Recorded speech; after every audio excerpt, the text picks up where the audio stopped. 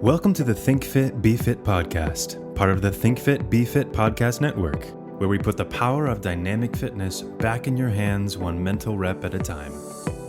Effective thinking for potent fitness. Welcome to the show. All right. Hello, Think Fit, Be Fit. Hello, Beth Baker. Welcome to Think Fit, Be Fit podcast. Thank you so much. I'm so happy to be here. Yeah, we're glad to have you for this special series on finding a fresh fitness perspective. And of course, this is in that time change of, holidays to New Year here in the States. Right. It's also a place for myself and our other producer, Gregory, for us to learn and be curious about what's actually going on in the fitness industry, because we get heavily influenced by things that we aren't aware of. And I'm just trying to freshen my perspective and hopefully help so many of our listeners worldwide on what people like in your neck of the woods, in your community, are actually asking for. What do real people want to do with their bodies, right? And how do we want to improve our bodies? Yeah, of course. I mean, yeah, and it's such a weird time, this like little lull, because for me, as being a runner, a lot of the training cycles are over and races have been completed. And then January is kind of off to the races, so to speak. But this is kind of like this trough of mental and physical rest, which is important. Mm-hmm. Mm-hmm. But it's not scalable. So that's the tricky part. Hashtag not scalable. Yeah. That's what we do. I did really, when I had my first, because I first started my business when I had my son, who was a baby, because that's when you have them. I wanted to have a napping class. And so women would have to go to this napping class, and they would just lay on the floor and nap, as opposed to a Pilates class or something like that. That was my big $1 million idea. And I had women going, I would totally go to that. Yeah. Be part of the resistance with your naps. Yes. Yeah. I love it. Well, I think this is a great place to get to know you a little bit more. So I know that you are the founder of runningevolution.com. And I know that you love to create community around running. What else do myself and the listeners need to know about you? Yeah, I thank you. Yeah, I coach people who don't necessarily like running or are afraid of running in groups, and maybe had run before in their previous life and are trying to get back into it. But we kind of trick them into being in a community, and then we make them run. So being in a pack or being social people, it's like peer pressure, and like a junior high school kid, it works and it's great. So it does. I had a little bit of a dark moment this morning with the thought of running. Yeah. And it's definitely not what you think it is. So I'm in the car. It's pretty early in the morning, and I'm looking around. There's not many other, persons or animals or cars around. And I'm like, what if something happened and I have to get out of the car and run to home? Yeah. And I was like, but I'm not conditioned. I felt a little bit less abled for that moment. I felt some fear around the idea. I was like, what if my running and then it was just, so that was the thought pattern I went down this morning. Well, my husband has a podcast all about horror movies. Oh, and I always tell him, I'm like, in the zombie apocalypse, you got to run, dude. You got to do it. It's cardio, number one rule. Well, a nice little segment for his and a marriage for you two is at the end, you're like, so what are Beth's running from zombie apocalypse tips for today? I should try to bank him on that, because it's always really funny to cross over. But it's actually really a primal and super, super common fear. And it's that people don't know that they have until they start running or they think about starting to run. And it's that primal fight or flight mechanism or switch that goes off in your head that when you're running, you're in danger. And that's why I help people start to run.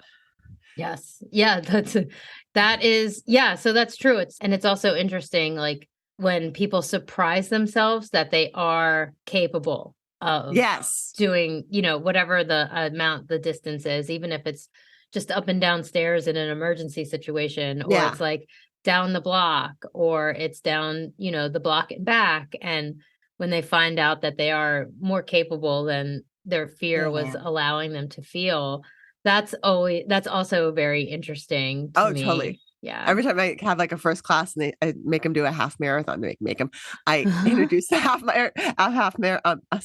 mile to them.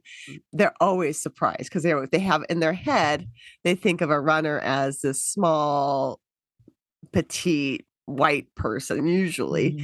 And most of my runners don't look like that. And so they think that they're going to be just, falling down, crying, screaming. And if you go slow and you distract people from the mental part, which really takes a lot of work on your physical being, you can do it. It's just going slow and be nice to yourself. Be nice to yourself. Yes, that's a common theme I've heard amongst many people in the industry. So to what I'm calling this fresh fitness perspective. So why do people come to you? So let's like back up a little bit. I know we touched on it a little bit. So what kind of questions are they asking? What kind of problems are they looking to solve? And and what are, I guess, and we've already touched on this too, like some of the like surprise solutions that come up for your community. Well, and I think it's just as the same as what people come to you in your community for. They feel a lack of something in their physical body. We really discourage people to come to us for weight loss because I'm just not a weight loss person. It's such an easy sell. Like if you run, you're going to lose weight, but it's not necessarily true. So, which is, I want to circle back to that. Yeah. It's a big deal for me. So, feeling comfortable in their skin and feeling strong, feeling like they can outrun zombies. And a lot of it is, keeping up with their kids.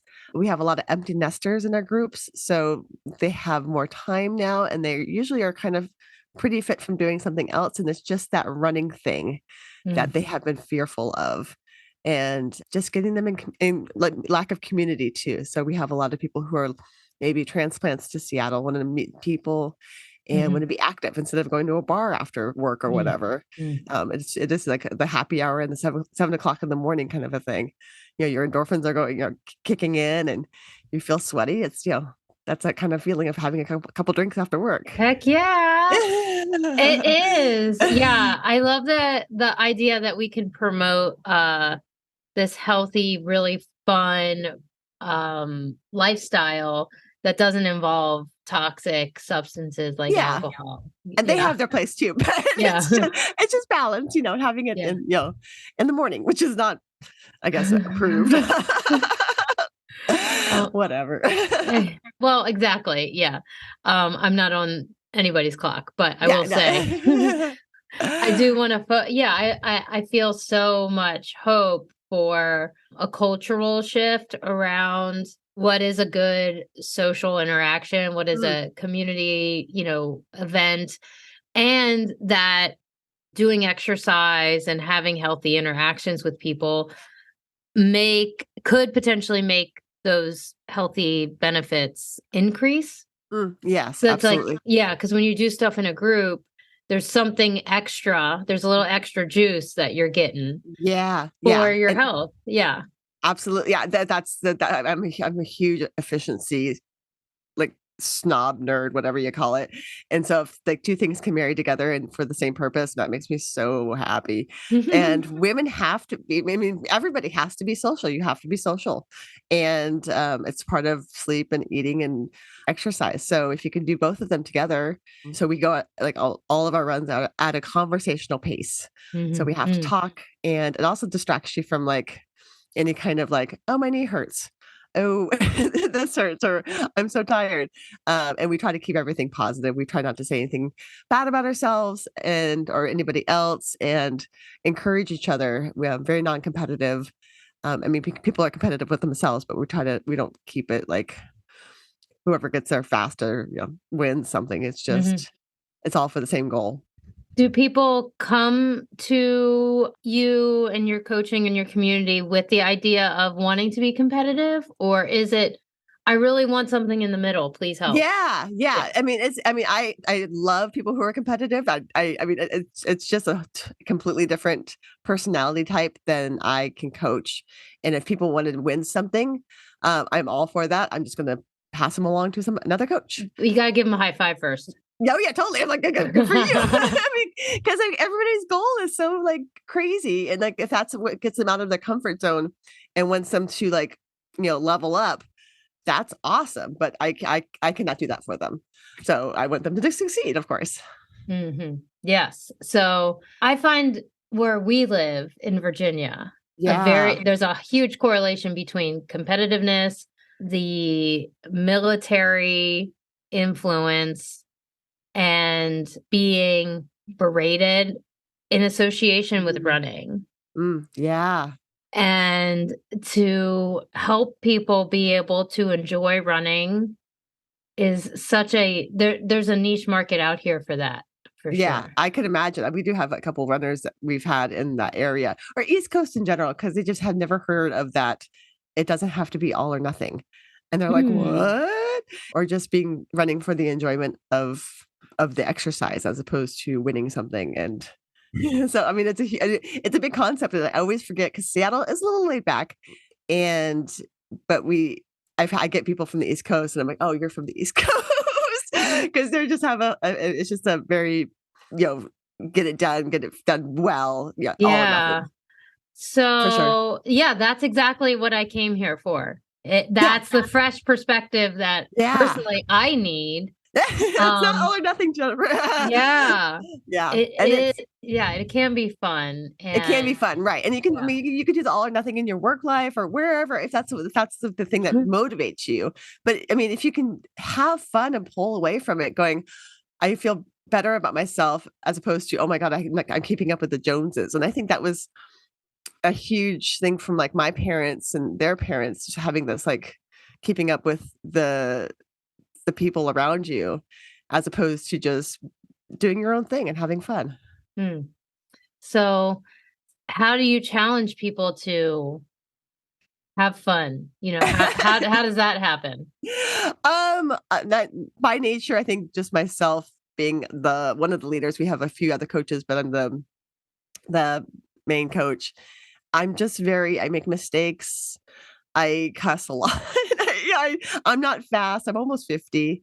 I fall down a lot. I'm vulnerable, and I'm just myself. And I think that if I show up like that, then people are kind of dismantled by that in their head, so they can kind of dismantle themselves a little bit. Yeah, because they might be coming to a running experience with this idea that it has to fit in. It has to be look this way. It has to feel this way. Yes. And disarming that whole image is part of your job. Yeah. That's and very cool. Running efficiently as opposed to running fast. So, but the funny thing is, when you run efficiently, you do run fast. Okay, so that's the technical side of what you do. That is technical, right? Yes. So I'm not a big technical person, but it is kind of a fun little efficient thing for me to do. And when we do track workouts, I pair people who run the same pace, and so they're having fun, because they're kind of, they call it rabbiting, where they're just like being right next to each other and getting it all out there, but in making people run slow, and they go, you have to talk to each other, you have to, and then they get their yayas out or whatever, and then we run longer distances as well, so that is also very challenging. Yeah, well, of course, yes, that is challenging. So I've heard some people say, experts out there, that we're born to run, and that it's just like this totally natural thing, and that's what humans are supposed to do. But on the other side, like, it can be a difficult habit to start, and like stay disciplined in the way of like not going too hard. That's what happens in my world. Like people do Absolutely. too much Yeah. and that burns them. They try to follow a plan too strictly and that Mhm. burns them. So it doesn't seem like this like supernatural, like easy breezy thing, right? So what are your thoughts on that? Yeah. Well, a lot of those people who say, you're born to run are usually white men, white old men. Ah. So having that taken away, Yeah. we have a lot of societal ideas about, in the media, what runners look like. So there's not a lot of representation for people who look like me or look like women of color or people of color out there. So they're going to get maybe disheartened by that. And then there's the stuff that we grew up with, which is the like coaches that were all or nothing, or the Mhm. mom or the grandfather or whatever that was all or nothing. And just having that tape, because that tape, it runs in your head your whole life. Mhm. And if you can be aware of it, that's half the battle. But if you just had that thing in your head going, well, if I don't run a 8-minute mile, then I'm not a runner. I'm like, well, who Mhm. told you that? Like, oh, I heard that from my coach in high school. I'm like, all right, well, you're 60 now, and maybe that's not a thing, and that doesn't serve you anymore. Mhm. And so just taking away those blocks like a Jenga puzzle once, one a little bit at a time, and then pretty soon they can do their own thing and build their own structure. Those blocks are tough to remove, for Yeah. sure.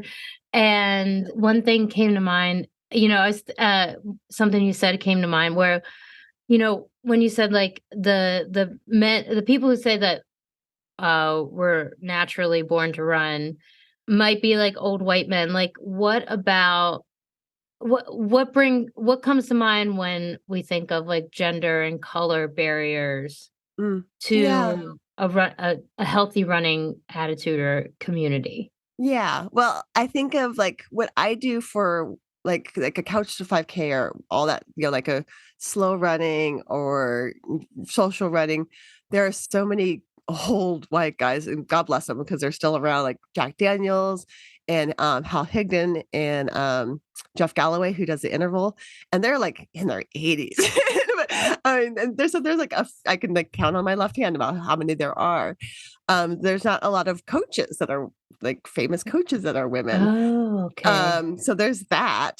And then it's just, I mean, I was just telling somebody yesterday, like it's women are just, or women are, or, people, people who aren't white men, Mhm. haven't been studied, haven't been Mm. represented in running since really recently. Mhm. I I've mean, they heard that, really, yeah. yeah, they really thought that women's uteruses were going to fall out Hmm. not that long ago when they ran. So it's really recent that we're trying to figure out or represent that is doesn't have to be competitive.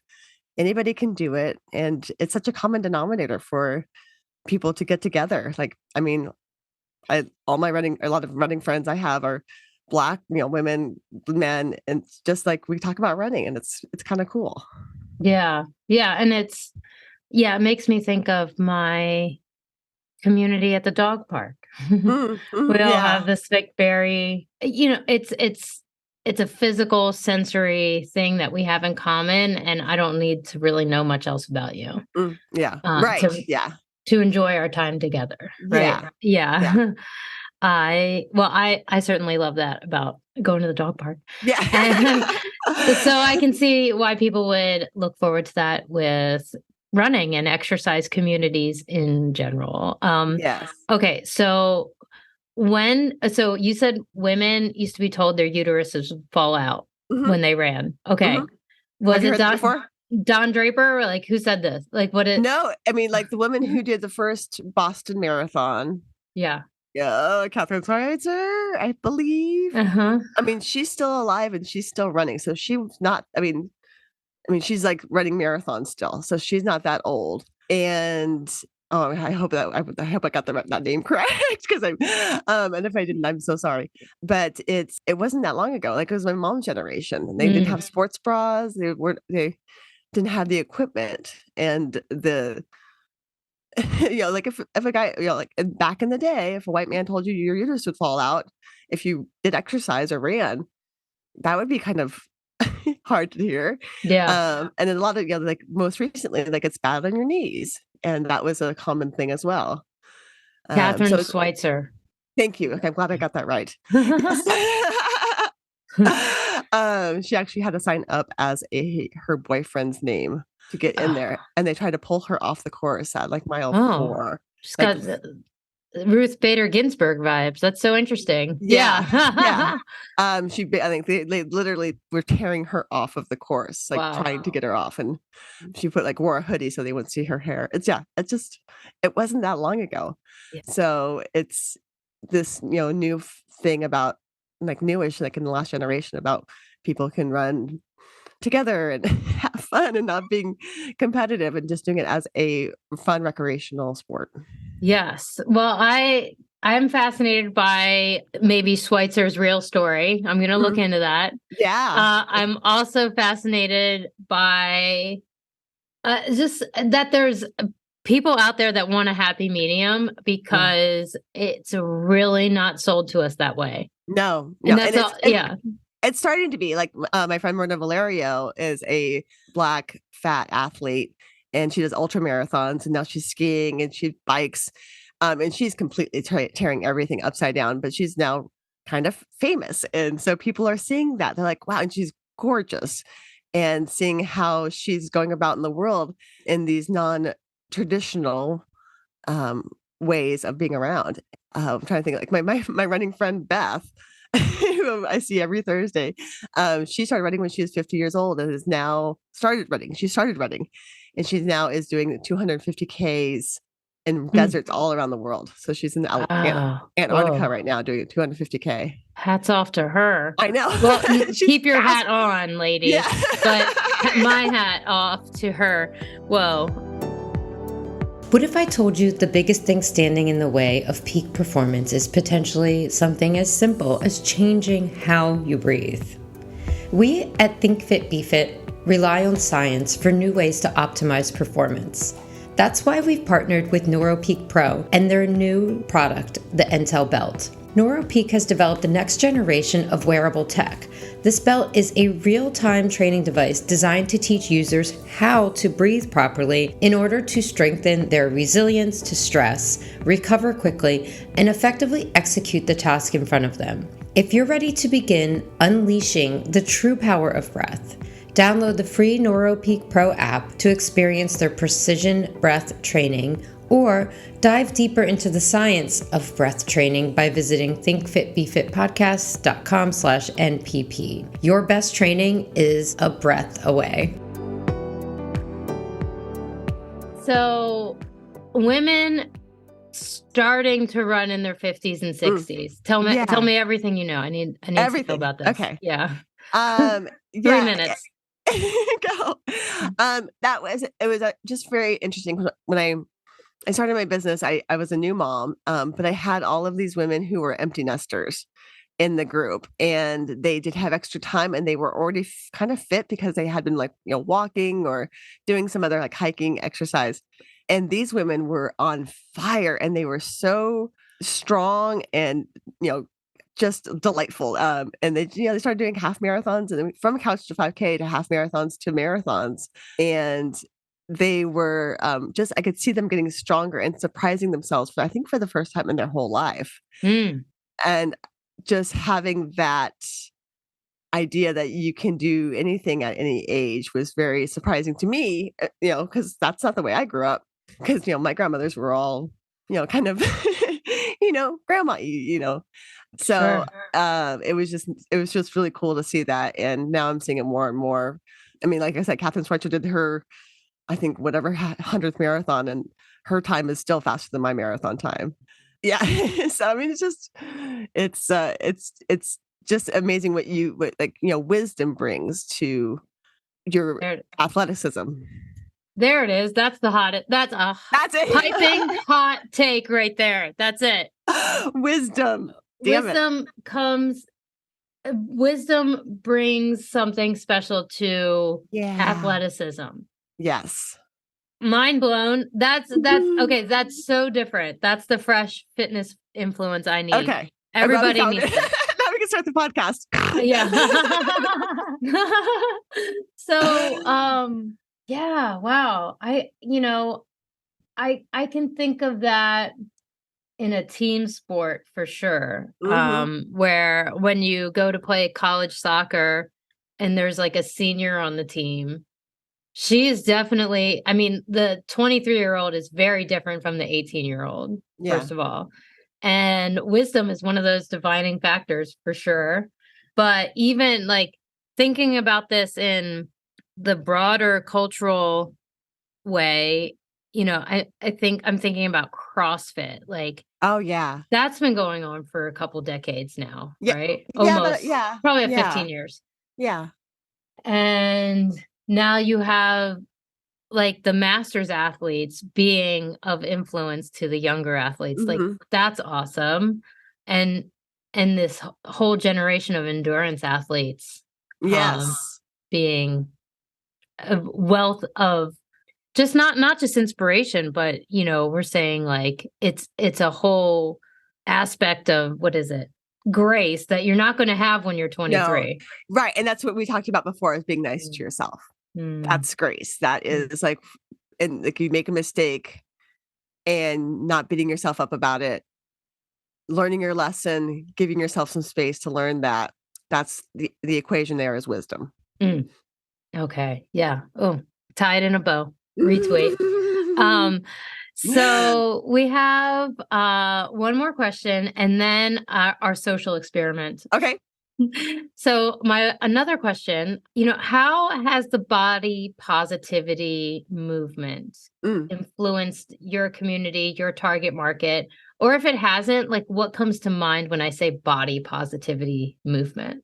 Yeah, I think we talked about this before we got on the air about the target model or target mannequins being a bigger size. And that there's that. And I think that also ties into what I said before about, there's more people, there's more being represented, but also like people are trying to sell things. They're still trying to sell things to more people. So there's that. So you have to think about like who they're marketing. They're trying to sell stuff. So they're not being better people. They're not being better. They're being less shitty. Yeah, you're right. They're being, but they are trying to sell shit.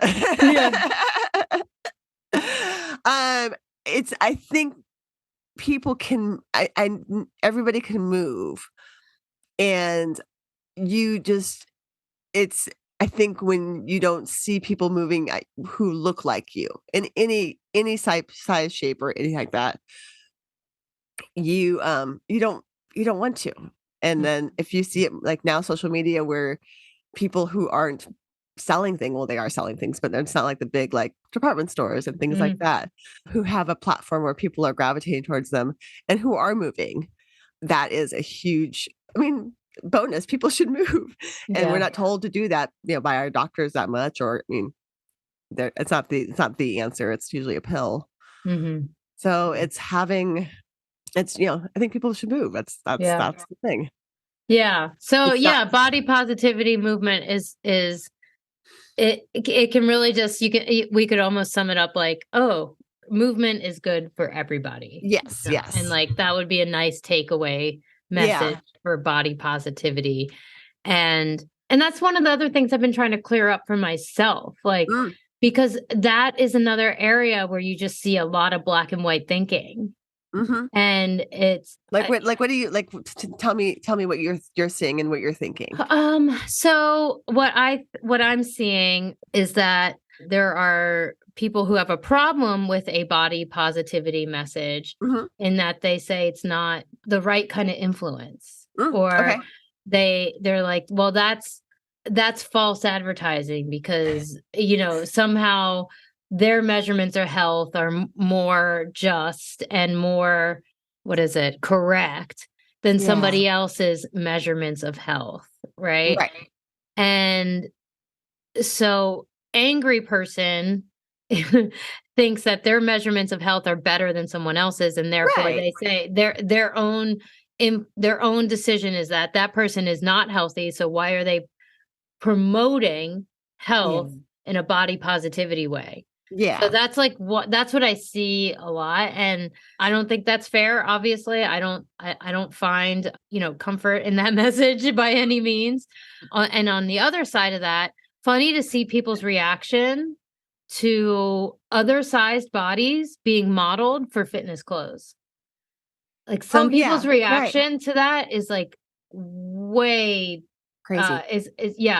That's where I find offense. Like well, I think that their whole value system has been teetering on that they are correct. Mm-hmm.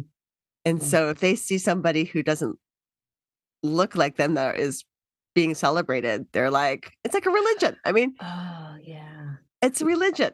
And that, I mean, people live and die by the gym or whatever. And that's their community, that's their church. Mm-hmm. So if they see somebody else that's not going to their church and they really, really, really believe it, and they're probably really scared of that. It's probably fear. Mm-hmm. I think it's fear. Yeah. I mean, I had the same feelings too when I grew up in Southern California in Orange County, which is like Silicon Valley, but the actual silicon and the boobs and everything.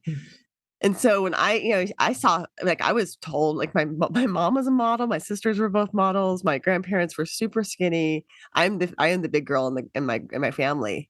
Oh, and so, and I'm not fat. I mean, I'm quote unquote, I'm just a normal. I'm best size, And so, when you see fat people, like my grandfather, we used to point people out in restaurants and go, look how much they're eating. And that's the tape in my head. So, I mean, it's uncomfortable for me to talk about, but my sisters, you would, ask me how much I weighed when I was like 10 years old. And so it was a big fear-based thing for me too. And then seeing somebody who is fat, it was kind of like, oh my God, how would they let themselves be that way? This is as a kid when I didn't know any better. And then you open up and talking to people and seeing people and how comfortable they are and how lovely they are, and like, oh, that all doesn't really matter. And that's just the values in my head were just like completely pulled apart like a Jenga. And seeing that we're just people. We're just doing our best and living our lives, and all the bodies are beautiful.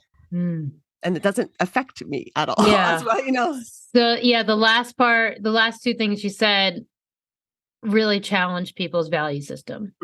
Yes. And that is problem. It's like politics. Yeah. I mean, that's what it's such a divide right now because it's so extreme. It's all super, super skinny or all super, super, fat or whatever. And the middle is kind of going away. So people are really they're putting up their flags on their end. Here I am holding some middle ground here. Yeah, think fit, be fit. Beautiful. But it's like we're humans. We're doing our best. And the fact that it doesn't affect anybody. I mean, it doesn't affect you. It doesn't, like no one's taking away any rights of yours. Well, yeah. No, they're not taking, my direct safety is not threatened by anyone else, which is a beautiful thing. Yeah. But, in a more like spherical or spiritual sense, I do think that somebody that feels scared and full of fear in their body and not able to express themselves physically, I think that has an impact. If you're on your, immediate family and how people act around you and how you act towards people, like interpersonal relationships are affected. And so, I mean, in one way, like I just have a problem with people feeling less than in general. And that's it. I just had to say my piece. Yeah. But I mean, like it's a common fear. And I think, like, if I ever like see somebody who's doing something that makes me cringe, I always think, it's just mirrors. They're just mirrors. And I'm like, the cringe factor. That's something that I like, oh, that's something I do. That's something I'm ashamed of. It's a good lesson. Yeah, cringe actually is a good lesson for all of us. What do you cringe by? I will yeah. That anyways, whole nother topic. Okay, so let's do our so here's our experiment. Okay, yeah. Think fit, be fit. Y'all can play along. You can be a part of this experiment. If you have something interesting that comes back for you on this experiment, screenshot it, send it over to hello@thinkfitbefit so I can have you participate in our social experiment. So what it is, we go to our Instagram, and Beth and I both have multiple accounts. I'm going to go to my like brand account. So my Jennifer Simone Schwartz, and that's like the public me. And I'm going to hit like the discovery button. It's at the bottom on my iPhone here. So when I hit, it's the magnifying glass. So so Beth and I and you at home are all going to put in the same hashtag, and then we're just going to kind of go with it and see what's on your screen, what's on my screen. So what's a good hashtag for this episode? I think I'm going to see like running in the 50s or something like that. What do you think? Running is my therapy. That's 1.1 million. Oh, yeah, that's a big one. Yeah. Okay. Is that a good one for us to look at? Sure. Let's do it. Hashtag running is my therapy. All right. So what comes up on my feed? Interesting. A lot of women just talking at the camera. That's the first thing that pops up on a lot of like, like the selfie, like take action kind of motion. What is it? Motion, expression. And then I've got a couple night runners with like cool lights on them. Yep. They're trying to sell that night running right now, which is a thing. Yeah, that makes sense. What else do we have? Somebody celebrating. A lot of women, brunettes wearing pink and purple. Again, this is the theme. Selfies, a lot of selfies. A lot of selfies. Yeah. Me too. Let me see what else. There's the lights again. It's also Christmas, so maybe that's any big theme here. Okay, I'm gonna go to Reels and see what pops up here. Okay, still a lot of women with selfies. Yeah. So running is my therapy. Like I'm getting the vibe that it's really about hump day. Like hump day, like it's Wednesday. It's like getting over the hump. Like that's the kind of vibe I'm getting here. What's the vibe that you're getting from yours? I do see a couple of Christmases things. A lot of Christmas stuff. Interesting. I didn't. Yeah. Not a whole lot of Christmas stuff here. That's funny. I want to remind people too that therapy is therapy and running is not therapy. Oh, that is a great reminder. I just want to tell you because I lived that life for a while and I saw a therapist. and wasn't the same. It wasn't the thing. Yeah, that's it. That is important to say. Right. Therapy is therapy. Yeah, therapy is therapy. Hashtag therapy is therapy. All right. I think that was awesome. Please tell people where to connect with you.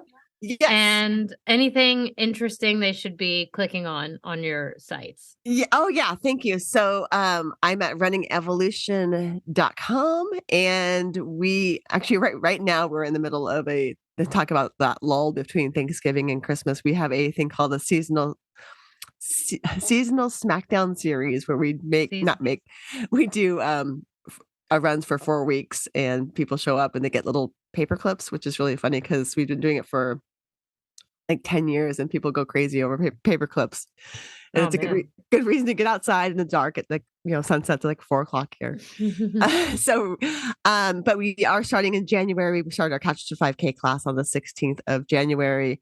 And we have a virtual option that can be taken around the world. And it's super fun because it's got a podcast component, and we do weekly meetings, and I've got a schedule and a lot of rah-rahing, which is cheering. Cool. Okay. Yeah. Our listeners definitely need those links because that is perfect timing. So got to take advantage of that, guys, gals. I want a t-shirt that's like, what's your pronouns? Let's work out.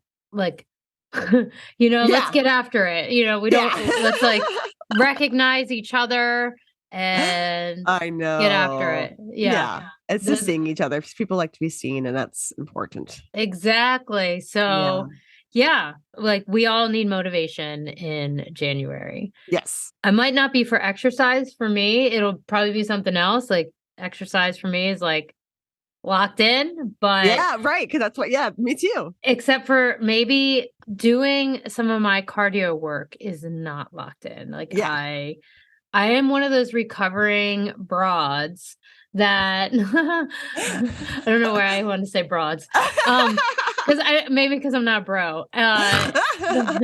That would just like say like strength training's all you need. I'm a recovering person of that. I've apologized before for it's fun. Ask me how many times I've gone to the gym lately. I'm just starting to go to a gym. I like a gym, to do like strength and boxing. So I'm getting older and you have to lift heavy things when you get old. So that's what I'm doing. Congrats. And congrats. Yeah. Well, it was wonderful having you, Beth. Yeah. And I hope everybody is able to find the links that they need and connect with you. And also let us know what came up on your screen, listeners. Yes. I want to know. And thank you for like being challenging yourself and your community too. It's just, as long as we have that conversation about bridging what you believe and what is reality, it's always a good thing to happen. Yeah. I'm just trying to set the example here. Yeah. That's all. Yeah. We just, the idea of people like being victimized by what they are shown. Yeah.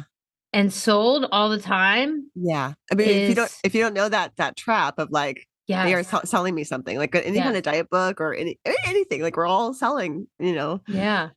So I just, I want to continue to just rehash and visit and revisit and reexamine and live by principle. Yeah. Here, hashtag not scalable. I would like always tell my son, because I'm telling him about marketing because he's 16 years old now. And I'm like, it's marketing. This is how they sell you. And I tell him exactly how they sell him. He's like, oh, like if it's fast or all that stuff. And so I think that kids should go to marketing classes when in high school. Interesting. Yeah. Now especially. Yeah. All right. Cheers to that. We got a lot of action items out here, people. Thank you so much. It was great talking to you. Yeah. Likewise. Thank you so much for listening and being a part of the Think Fit, Be Fit podcast network. Don't forget to subscribe and share this podcast with your friends and family. If you're interested in further resources, check out or visit our website, thinkfitbefitpodcast.com.